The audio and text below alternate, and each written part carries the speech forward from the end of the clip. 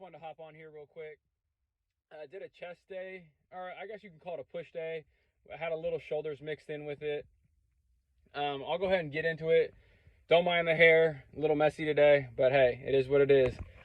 So what I did, I started off with chest. I'm just doing lightweight. So I do dumbbell flies and dumbbell presses. I'll superset it. And to me, honestly, it doesn't really matter what I do, but I usually do like 35, 40 pounds just to kind of get the blood flowing in the chest so I can get up into my working weight so I don't injure myself. I don't want to pull anything. So that's also, it's a small little nugget, but it's definitely something you should take into account when starting your workout. I know if you're younger, you feel like you can get away with things, and as you get older, you realize you can't really get away with the things you used to when you were younger. So anyways, I started off doing that, warmed up, got the blood flowing. Then I jumped into, I started with incline dumbbell press. And obviously incline press is gonna target more of your upper pecs a little bit more, but at the end of the day, it's gonna hit your whole chest. So I started off, like I said, with lightweight, and then I worked my way up, got up to like 90 pounds dumbbells on the incline press. I've been working my way up week after week, trying to use progressive overload, because right now I'm trying to put on a little bit of size. So I worked up to 90 pounds. I believe I did 8 to 10 reps. Those last couple on your last set, your working set, those last couple reps should definitely be challenging to you. You should definitely be like pushing yourself.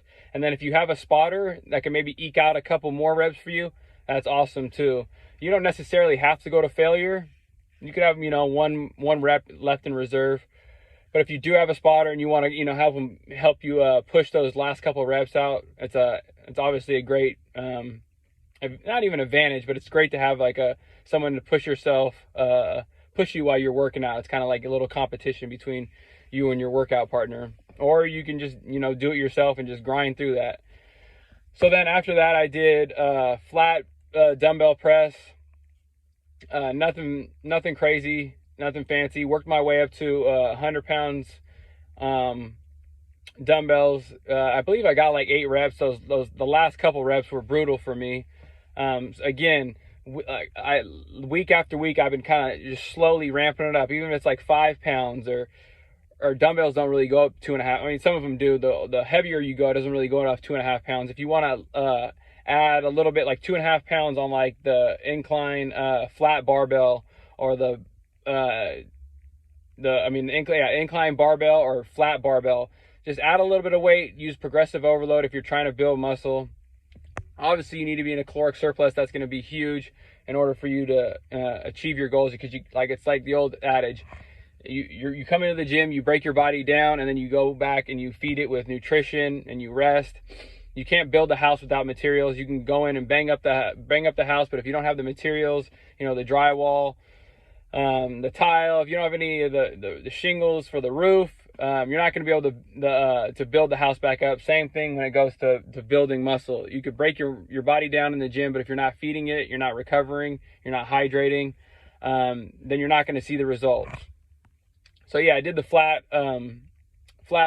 dumbbell press.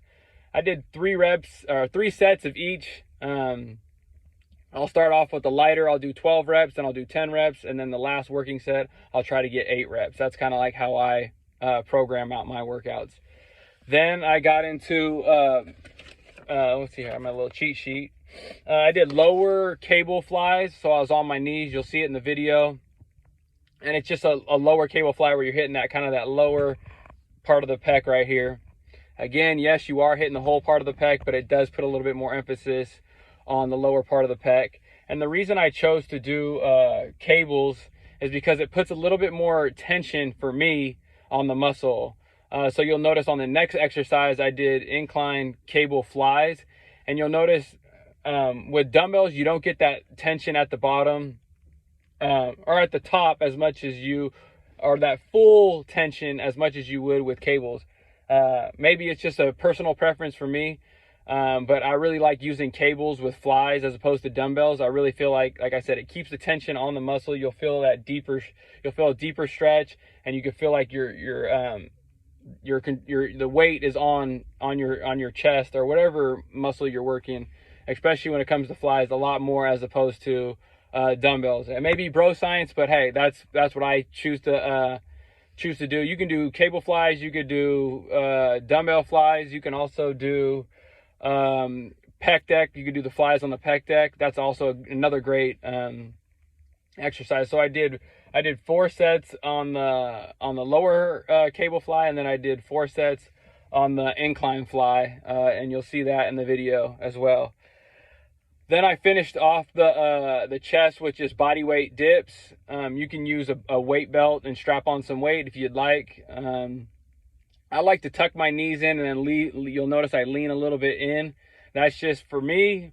The more in I go, or the more I drop my upper torso, it hits more of the chest for me. And then I feel like as I go upright and up and down, it's going to target more of my triceps. So I'll just lean into the movement a little bit, tuck my legs up into my chest, and then do the dips that way. Feel free to mix and match how you do the dips. It might be different for you. It might feel like you have more tension on your triceps, like I said, when you're more upright, and then more tension on your chest as your torso comes down. And then last but not least, I just finished with dumbbell standing shoulder press. I like to do them standing. It's a little bit more challenging as opposed to sitting. You don't have that back support when you're sitting when you're just sitting on a bench. So it engages my core more. And then, like I said, it's just a little bit more challenging. I think I worked my way up to like 55 pounds dumbbells for a standing press. It's a lot more challenging than you think it is. So give that a shot. And then that was the end of the workout. So let's go over it real quick. Incline dumbbell press, flat dumbbell press, lower cable flies, incline cable flies, and then body weight dips. And then I finished with standing dumbbell shoulder press. Total of 6 exercises. You could, depending on your fitness level, you could taper back a little bit. You don't really have to do that many sets. You don't even have to do that many exercises. I'm just giving you guys ideas of different exercises you guys can implement into your routines. If you're doing like a push-pull legs workout, that's kind of like the routine I follow. But yeah, if you also do, like if you do chest one day, chest and triceps, back and biceps, a leg day, and if you do just like a shoulder day or an arm day, feel free to implement any of these exercises into your routine. And I really feel like they greatly benefit you.